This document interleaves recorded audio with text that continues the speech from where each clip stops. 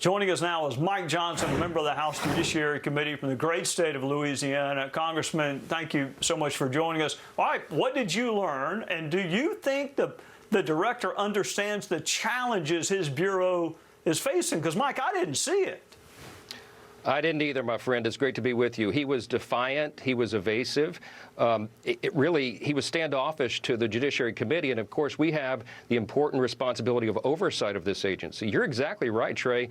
The latest polling says only 37% of Americans have any faith in the FBI. And this is a threat to our entire system of justice, that people have to believe that they're fair and impartial and that we do have equal justice under the law. But right now, under this leadership, we don't. And I think some of the answers he provided to us in the hearing were demonstrably untrue. It's just a problem that scandal upon scandal continues to stack up. All right, Congressman, you and I could think of 20 issues worth asking the director about, and I doubt we could get any of them fully addressed in the 5 minutes that congressional rules allows you. So is there an appetite to say, let's take a few issues and do depositions and do witness interviews, or really drill down and impress upon the Bureau what the challenges are? I mean, hearings are great for people in my line of work. I'm not sure they're great for people in your line of work. No, they're not. And you and I are both former litigators, and I would prefer a long-form deposition for sure. We've done some of those, building up to these hearings. But what I focused on in the hearing this week was this explosive federal court opinion out of my home state of Louisiana, handed down July 4th, 155 pages, Trey, and every American should read it.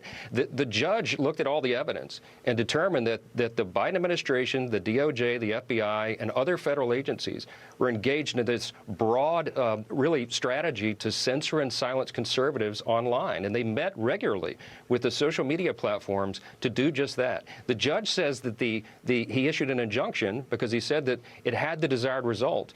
Millions of protected free speech postings were pulled off of the internet because some FBI agent somewhere decided they didn't like the message. I mean, it's staggering. And the court said, in his own words, it's arguably the most massive attack on free speech in United States history. This is big stuff, and the FBI has a serious, serious problem. All right, Congressman, what comes next? You go through the appropriations process. I think I read that there's some talk about maybe dinging their budget. You got to get their attention somehow.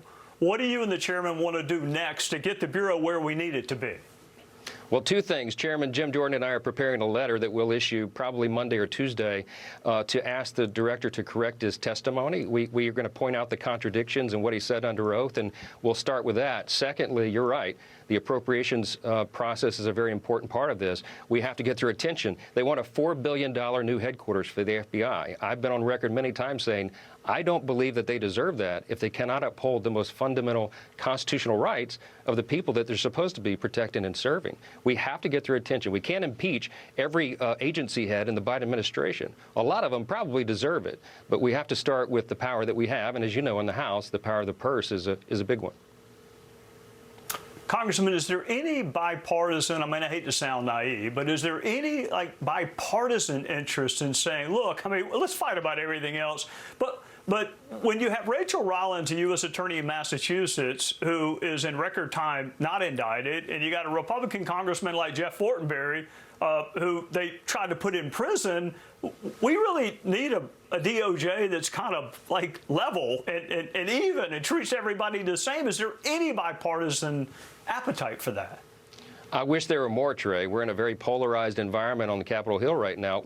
There is some bipartisan agreement that the FBI is violating the privacy of Americans. I mean, at least we could start there.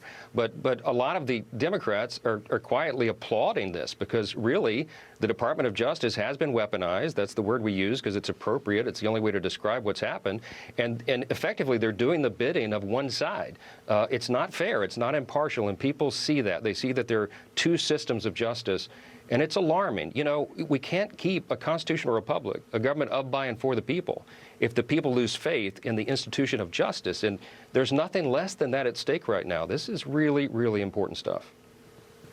You are right. It will be our undoing, as you and I used to talk about when we had the pleasure of serving together. It's great to see you again, Congressman Mike Johnson of the great state of Louisiana. Thanks, my friend.